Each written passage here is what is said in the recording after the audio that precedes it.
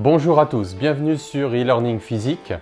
Aujourd'hui on va corriger le sujet PC Physique 1 2018 donné au concours central, la partie 1, je ferai sûrement la partie 2 dans une autre vidéo, qui concernait des particules chargées dans l'atmosphère et les siffleurs ionosphériques. Voilà, c'est un sujet qui a été donné hier au concours central et qui traitait donc des particules chargées dans des champs magnétiques, électriques, et ce qu'on appelle donc le phénomène des siffleurs ionosphériques dont on parlera donc un petit peu plus tard. Donc on va corriger toute cette première partie ensemble. Alors je lis pas forcément complètement l'énoncé, mais donc l'idée c'est qu'on a une particule chargée à l'instant t égale 0 de charge Q à l'origine d'un repère, donc avec un champ magnétique B0 dirigé selon l'axe Z et avec une vitesse qui a une composante horizontale sur l'axe X qu'on appelle V parallèle et une composante verticale qu'on appelle V perpendiculaire. Et donc le but dans un premier temps, c'est de démontrer que en fait, la particule a un mouvement hélicoïdal et plus précisément que la projection sur le plan horizontal, c'est un mouvement circulaire. C'est une question vraiment très classique. Je crois d'ailleurs j'ai déjà fait une vidéo précédente d'un ancien sujet de centrale sur les ceintures de Van Allen qui traitait un peu de la même chose, donc je vais aller assez rapidement. Donc on applique le principe fondamental de la dynamique à l'électron dans le référentiel terrestre considéré comme galiléen en négligeant le poids. Donc la seule force qui agit, c'est la force de Lorentz QV vectoriel B. Attention ici à ne pas mettre la vitesse initiale bien sûr. Et donc on projette ça dans un trièdre cartésien. Donc on effectue le produit vectoriel, on masque la première ligne, on fait le produit en croix. On masque la deuxième ligne, on fait le produit en croix. Et on masque la dernière ligne et on fait le produit en croix. Et donc on obtient ce système d'équations différentielles. M dVx sur dt égale QB0 Vy. Donc un système couplé. M dVy sur dt égale moins QVx B0. Et M dVz sur dt égale 0. Donc on nous demandait comment se comportait la vitesse verticale. Donc on voit qu'elle est constante. Et si la vitesse horizontale a une composante verticale, donc on la conserve. Donc c'est le mouvement hélicoïdal avec un pas constant. En ce qui concerne la norme de la vitesse, alors on sait que la force magnétique, comme la force de Coriolis, toutes ces forces qui font intervenir un produit vectoriel avec la vitesse sont perpendiculaires à la vitesse, donc leur puissance est nulle. Donc le théorème de l'énergie cinétique nous donne une puissance nulle, toujours appliquée à l'électron dans le référentiel galiléen en négligeant le poids. Et donc la vitesse se conserve, l'énergie cinétique 1/2 de mv carré se conserve, et donc cette vitesse reste égale à la vitesse initiale en norme. Donc ça, c'était la question Q1. Déterminer l'équation vérifiée par W. Donc W, c'était la composante horizontale de la vitesse, donc perpendiculaire à B. Donc en fait, comme on voit que le champ B0 n'intervient que dans les équations en X et en Y, projetées sur X et Y, on voit qu'on peut écrire M dW sur dt égale QW vectoriel V0, avec W, un vecteur qui ne comprendrait que Vx et que Vy. Alors ce que je vais faire apparaître ce qu'on appelle un mouvement de rotation, de précession même pratiquement. C'est-à-dire en fait ici on va faire apparaître une vitesse angulaire, un vecteur rotation. On sait que quand on a une expression du genre dW sur dt égale oméga vectoriel W, ça veut dire que le vecteur W tourne autour avec comme vecteur rotation oméga c, donc à un sens de rotation donné par la règle de la main droite, donc suivant le signe de oméga c. On va voir que oméga c est algébrique parce qu'il contient la charge Q et il y a un signe moins, hein, le produit vectoriel étant anti-commutatif. Et donc en fait le vecteur oméga va décrire un cercle. Donc ça c'est ce qu'on appelle l'expression intrinsèque d'un mouvement circulaire. On a par exemple ça quand on a la vitesse d'un mouvement circulaire, donc dOm sur dt égale à oméga vectoriel om. Hein. On sait que voilà, on peut mettre r oméga e θ dans les coordonnées polaires sous cette forme-là. Hein. Donc voilà, si c'est une petite astuce pour repérer un mouvement circulaire. On a la même chose avec la précession d'un moment magnétique dans un champ magnétique. On a une équation analogue, donc tu as certainement rencontré cette forme-là. Donc cela signifie donc que l'odographe, comme on appelle, hein, c'est-à-dire l'extrémité de la pointe du vecteur vitesse, décrit un cercle à vitesse angulaire constante oméga c. Q3. Montrer que le mouvement de la particule chargée ainsi projetée est circulaire de rayon ρc, donc c'est le rayon cyclotron, le petit c1, à déterminer, parcouru à vitesse angulaire constante ωc, algébrique déterminée ωc. Bon, il y a plusieurs techniques pour découpler le système d'équations. C'est pas la seule, celle que j'écris là, mais bon, moi j'ai décidé de passer par les complexes. Alors c'est pas une méthode exigible, hein, mais peut-être pour moi je trouve que c'est la plus rapide. Donc on va poser une vitesse complexe, Vx plus JVy avec J, le J des complexes. Donc quand on dérive, ça fait Vx point plus JVy point. On va chercher Vx point, Vy point dans le système d'équations différentielles. Alors la difficulté, c'est de faire apparaître V ici. Donc on met en facteur le terme qui est devant Vx. Et si tu ne t'es pas trompé dans les calculs, si la méthode fonctionne, tu dois pouvoir mettre en facteur. Donc tu dois pouvoir récupérer ici effectivement V et c'est ce qui se passe. Donc tu peux le vérifier en redéveloppant. Bon, c'est une technique très classique. Donc ça fait V point plus J QB0 sur M. Donc là on voit apparaître la pulsation cyclotron. V égale 0. Donc on a une équation du premier degré à coefficient constant dans les complexes pour la vitesse complexe. Donc on peut l'intégrer V mais dans les complexes avec une constante complexe exponentielle moins j oméga c fois t. Et avec les conditions initiales, donc d'après la définition de V, V c'est Vx plus JVy, à t égale 0, Vy est nul, Vx vaut V parallèle, donc la constante A vaut V parallèle, exponentielle moins j oméga c fois t. Alors attention ici, là, peut-être que mes notations sont ambiguës parce que oméga c, c'est QB0 sur M, c'est pas tellement ambigu, mais Q reste algébrique. Hein. Alors, une fois qu'on a la vitesse, donc on peut reprendre la partie réelle, la partie imaginaire de la vitesse complexe pour avoir les deux vitesses. Donc partie réelle, donc cosinus est pair, donc on a un plus. Partie imaginaire, sinus est impair, donc je sors le moins. Et donc ça c'est dx sur dt, dy sur dt, et on peut intégrer x et y en tenant compte des conditions initiales. Donc il ne faut surtout pas oublier les constantes d'intégration. Donc x égale à, on intègre, v parallèle sur oméga c, ça va former ρc, le rayon cyclotron algébrique. Sinus oméga ct plus constante qui est nulle, parce que x s'annule à t égale 0, et y de t pareil, mais il faut prendre une constante non nulle pour annuler y à l'instant t égale 0. Alors attention, le centre du cercle décrit par la particule n'est pas l'origine du repère. Donc encore une petite astuce pour retrouver le centre du cercle. Il faut faire une petite translation en fait. Ce qui est gênant ici, c'est le moins 1. Donc on pose grand X égale petit x, donc il ne se passe rien sur x, simplement j'ai fait apparaître ρc. Donc ρc c'est en remplaçant oméga c, donc ça fait mv parallèle sur qb0. Et puis par contre, grand Y, on fait passer le moins 1 de l'autre côté pour définir grand Y. Donc c'est petit y plus ρc. Et donc grand Y vaut ρc cos, hein, on a isolé le cosinus, cosinus oméga c fois t.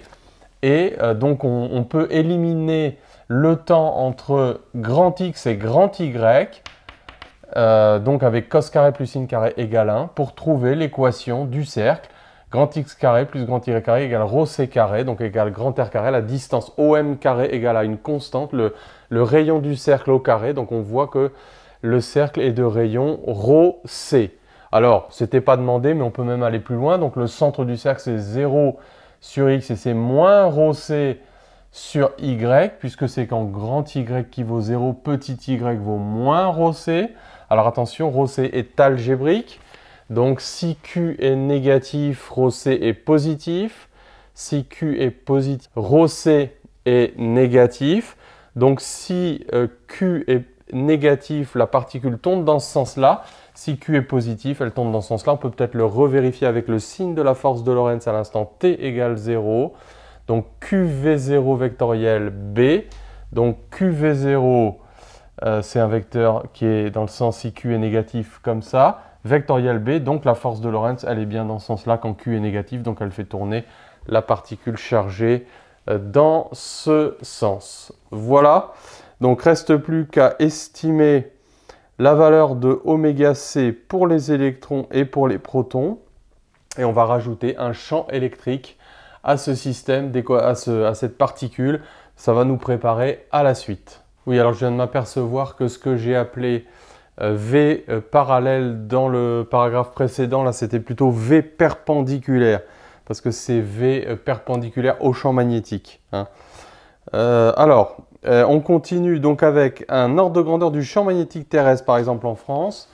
Alors, si tu lisais un petit peu l'énoncé en avance, il y a pas mal de questions en fait dont tu avais la réponse plus tard. Hein. La question Q9, par exemple, on te disait qu'on prendra B0 égale à 5, 10, moins 5 Tesla. Bon, donc ça pouvait te confirmer qu'effectivement, l'ordre de grandeur du champ magnétique terrestre, c'est 10 moins 5 Tesla. Le Tesla, c'est déjà une unité importante de champ magnétique. Et donc, on pouvait faire l'application numérique pour l'électron avec une masse d'environ 10-30 kg et pour le proton, donc 1,6 10-27 kg. Et donc on tombait sur à peu près 10 puissance 6 radians par seconde pour l'électron et 10 puissance 3 radians par seconde pour le proton au niveau de la pulsation cyclotron. Alors, on va rajouter donc un champ électrique dirigé selon l'axe X dans la question suivante avec une vitesse qui va rester dans le plan horizontal initialement. Elle va le rester après d'ailleurs. Et on demandait d'établir les équations différentielles vérifiées par Vx, Vy, Vz. Donc il suffit de rajouter la force électrique dans le système d'équations différentielles sur la composante X, donc QE1, le reste ça ne change pas. Donc la vitesse Vz reste constante et elle est égale à 0 parce que V parallèle était nul. Et donc V perpendiculaire c'est V0. Alors on peut rechercher le système d'équations différentielles vérifié par V en passant par la vitesse complexe. On a pratiquement le même système d'équations, si ce n'est que on va rajouter en fait sur Vx point une constante QE1 sur M, ce qui va nous rajouter en fait un second membre à cette équation du premier ordre. Donc ça va s'intégrer comme tout à l'heure avec la solution de l'équation homogène associée qui est la même que tout à l'heure, mais on doit rajouter une solution particulière en régime permanent. Donc les Q sur M se simplifient, le J passe en bas, et donc quand on va le faire remonter, ce sera avec un signe moins, et donc en utilisant les notations du texte, en fait, on voit que ça va faire U. En fait, U est la solution de l'équation homogène associée, plus VD, la vitesse de dérive. Hein, on va voir tout de suite l'effet physique de cette vitesse. Donc, et donc, VD, c'est moins J, c'est la solution particulière, moins JE1 sur B0. Et donc, c'est en complexe. Donc, ça fait VDX plus J, VDY. Donc, VD vaut moins E1 B0 sur le vecteur UY. Et pour U, donc U c'est la solution de l'équation homogène associée qui donc décrit un mouvement circulaire. Et donc dans le plan XY, la trajectoire c'est un mouvement type cycloïdal, c'est-à-dire un peu comme le mouvement de la bande de roulement d'un point de la bande de roulement d'une roue qui peut rouler, alors en glissant ou sans glisser, là on ne peut pas trop se mouiller. Mais voilà, donc c'est un mouvement de ce type. Donc, grosso modo, on appelle ça VD parce que la particule va dériver lentement, en plus du fait donc de tourner. Donc, elle dérive lentement, lentement, plus ou moins lentement, dans le sens des Y négatifs avec cette vitesse. Donc, E1 sur B0. Alors, donc on continue, on rentre vraiment dans le vif du sujet maintenant avec ces siffleurs ionosphériques. Donc, ils sont des signaux électromagnétiques émis à des basses fréquences de l'ordre du kilohertz ou de quelques kilohertz et qui peuvent être captés donc, par des antennes et donc venir perturber des télécommunications. Et comme ce sont des signaux basse fréquence, on expliquera ça après. Voilà, donc, question Q8. Donc, montrer que lorsqu'une particule chargée de charge Q est plongée donc dans un champ magnétique B0EZ E1 vecteur EX, on peut considérer que J vaut environ un certain facteur gamma EZ vectoriel E1, à condition de travailler à une certaine échelle d'espace qui ne soit pas trop petite. Alors évidemment, c'est un peu des questions à tiroir, donc on pense à se servir de ce qu'on vient de faire. Et on vient de voir qu'on avait un mouvement cycloïdal, donc la superposition d'un mouvement de rotation avec un mouvement de dérive. Alors, si évidemment on se place à des échelles de distance qui sont grandes devant le rayon, si on regarde cette trajectoire cycloïdale à des distances d'observation qui sont grandes devant le rayon cyclotron, on peut imaginer qu'on ne voit pratiquement que le mouvement rectiligne uniforme et que donc la vitesse, c'est pratiquement la vitesse de dérive, donc selon l'axe Y, donc la solution particulière de l'équation de tout à l'heure. Donc il faut faire un petit travail pour transformer cette expression et la mettre sous la forme demandée pour identifier le coefficient gamma. Donc EY, on le fait apparaître comme un produit vectoriel EZ vectoriel EX. Comme le champ E1 est selon X, on fait passer sa norme ici, on reconstitue E1, donc ça commence à sentir bon là pour la vitesse. Ensuite le vecteur J, donc c'est la charge, on prend évidemment dans le vecteur J que les charges mobiles, les ions étant supposés quasiment immobiles. Donc moins E, N étoile la densité volumique fois V. Et puis donc on multiplie en haut et en bas par les constantes qu'il faut pour récupérer oméga P et oméga C. Et donc ça se fait assez naturellement. Et donc on a gamma égale epsilon 0 oméga P carré sur oméga C. Et là d'ailleurs si tu étais malin, tu regardais un petit peu le sujet en avance et tu t'apercevais qu'un petit peu plus loin l'expression du coefficient gamma était confirmée par l'énoncé. Donc là j'allais dire c'est un petit peu comme en terminale, hein. Tu as à la question 4 la réponse de la question 3. Non je plaisante, mais ça pouvait te rassurer. Alors, question Q9, je pense que c'était fait exprès d'ailleurs et c'était très bien comme ça. Alors, question Q9, quelques applications numériques. Donc, alors, la pulsation oméga C, donc on est conforté avec la valeur du champ magnétique terrestre. Donc, j'ai calculé à peu près 10 puissance 7, 10 puissance 6, 10 puissance 7 radians par seconde. La pulsation plasma plus grande, 10 puissance 13 radians par seconde. Et oméga P carré sur oméga C, 10 puissance 19 radians par seconde, et ces trois pulsations sont beaucoup plus grandes. Donc la pulsation oméga du champ de l'onde électromagnétique que tout à l'heure on va chercher à mettre en évidence, donc de l'ordre des ondes radio, donc de l'ordre de 10 puissance 4 Hz, 10 kHz. Question Q10. Donc, exprimer les intensités maximales E1 et B1 des champs électriques et magnétiques de l'onde. Donc, on a une onde électromagnétique et il faut relier ça donc à I0. Donc, I0, c'était la puissance moyenne par unité de surface, autrement dit, la valeur moyenne du vecteur de Poynting. Donc là, évidemment, c'est à toi de connaître parfaitement ces définitions. Donc, le vecteur de Poynting, E vectoriel B sur mu0, donc en norme et en valeur moyenne. Alors, bon, il faut aller vite hein, dans ce genre de questions.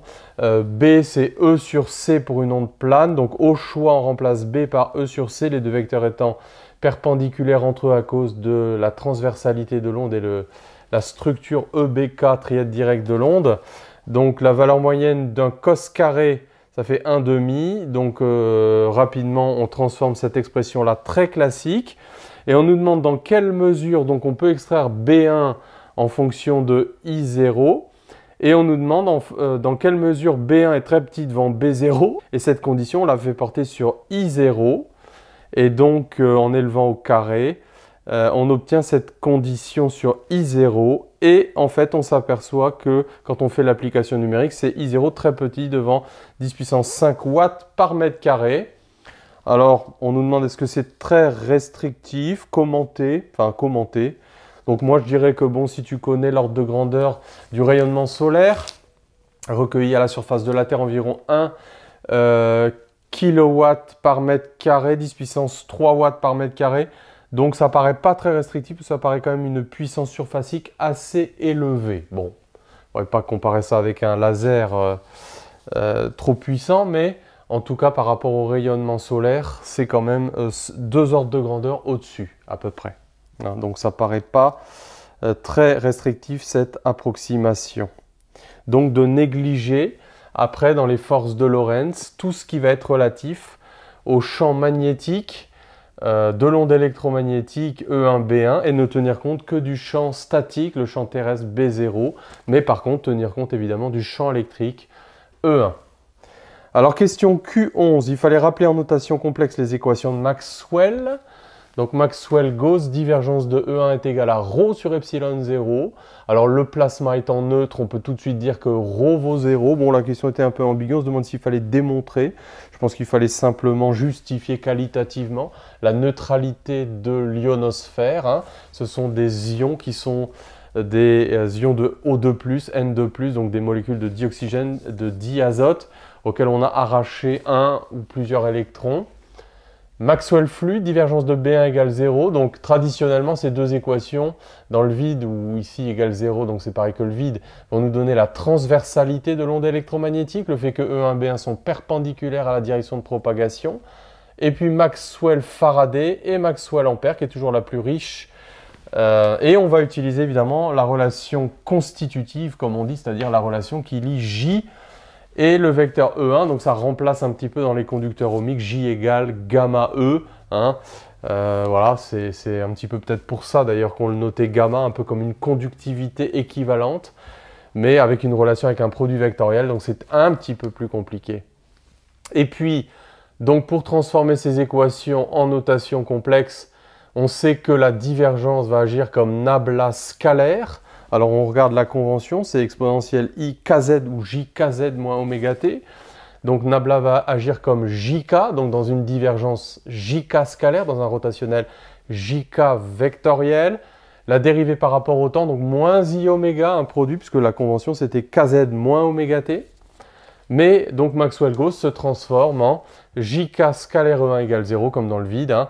Donc E1 perpendiculaire à K, l'onde est transverse, donc reste plus qu'à trouver l'équation de propagation. Donc ça va être la technique classique, rotationnel de rotationnel égale gradient de divergence moins Laplacien.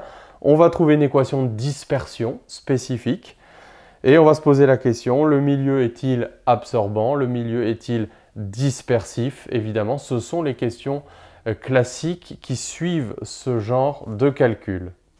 Donc on va maintenant passer à la dernière partie du problème, la plus intéressante, puisque c'est celle qui va aboutir dans la physique au comportement de la propagation de ces ondes électromagnétiques, les siffleurs, dans l'ionosphère. Et donc pour ça, il faut établir l'équation de propagation du champ E1 en notation complexe. Donc c'est toujours la même technique, quel que soit le milieu. C'est simplement la relation constitutive qui peut changer, l'expression de J. Je suis un petit peu emmêlé les pinceaux au niveau des notations. Donc il y a le vecteur J, c'est le vecteur densité volumique de courant. Des fois j'ai mis des J sans flèche, donc là c'est J carré égale moins 1. Et il y a I aussi parce que voilà, dans l'énoncé ce sont des I. J'aurais mieux fait de mettre des I partout. Bon, alors on utilise rotationnel de rotationnel égale gradient de divergence moins Laplacien vectoriel. Comme d'habitude, donc on utilise les équations de Maxwell, divergence de 1 est nulle. On remplace Maxwell-Faraday, rotationnel de E1, on fait la permutation théorème de Schwartz et on introduit la relation qui exprime J. Et là, on voit qu'on peut utiliser l'élément de comparaison qu'on nous a fait préparer tout à l'heure avec oméga p carré sur oméga c, là il y a epsilon 0 en facteur, par rapport à oméga. Et donc on voit que cela revient à négliger ce terme-là.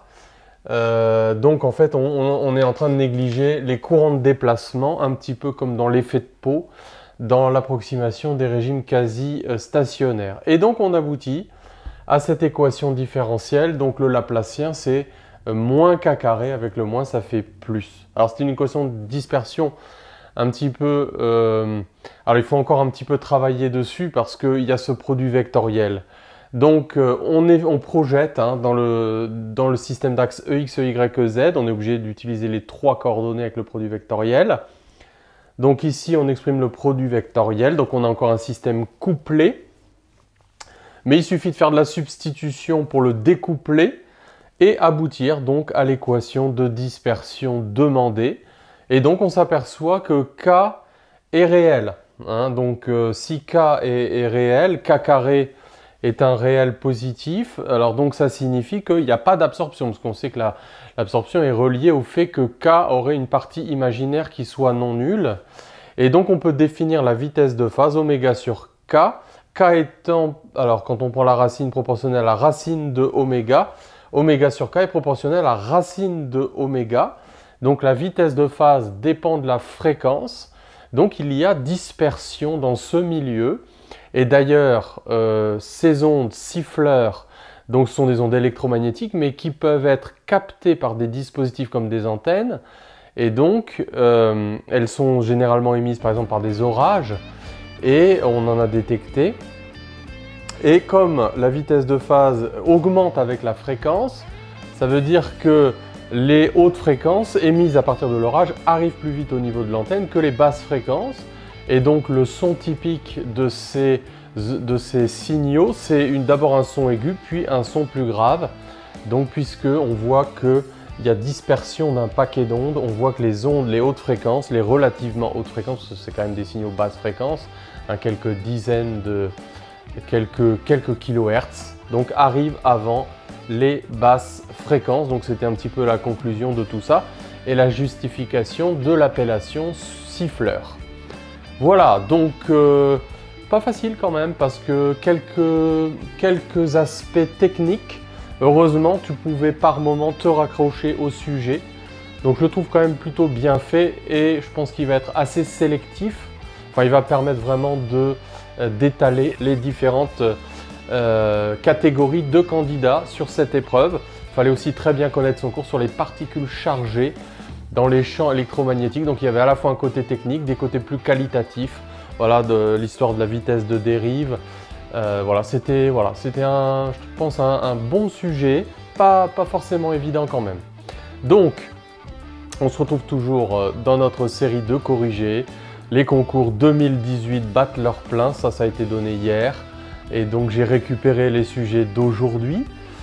Donc voilà, je suis déjà en train de me dire mais qu'est-ce que je vais pouvoir corriger dans la suite. Et je prépare, je vais peut-être aussi un peu varier les filières parce que c'est vrai que je pense beaucoup à mes étudiants, la PC étoile du lycée Wallon, mais je sais que vous êtes aussi très nombreux à nous regarder en MP, en PSI et encore dans d'autres sections en PT, en TSI. Je ne peux pas tout corriger, je suis désolé, je fais déjà beaucoup, je suis en vacances, mais on s'amuse comme on peut. Allez, à la prochaine fois, à bientôt et bon courage.